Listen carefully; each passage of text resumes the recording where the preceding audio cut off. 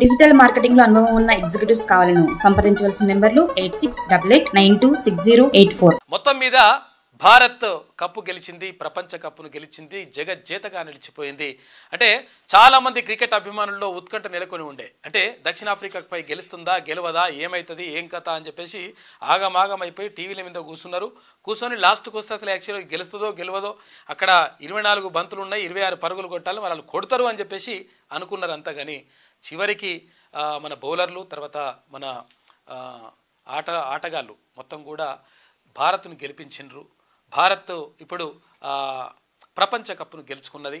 17 సంవత్సరాల తర్వాత, 17 సంవత్సరాల నిరీక్షణ తర్వాత 2007లో ధోని సేన ప్రపంచ కప్పును గెలుచుకుంటే ఇప్పుడు 17 సంవత్సరాల తర్వాత క్రికెట్ అభిమానులకు మరొక ఊపు వచ్చినట్టుగా కనిపిస్తూ ఉంది. అదొక వైపు. మొత్తం మీద భారత్ కప్పు గెలిచింది, ప్రపంచ కప్పును గెలిచింది, జగజ్జేతగా నిలిచిపోయింది.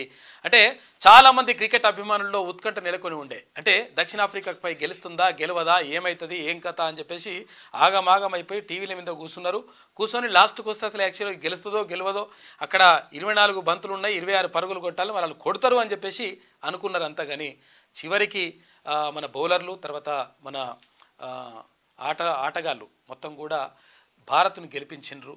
భారత్ ఇప్పుడు ప్రపంచ కప్పును గెలుచుకున్నది.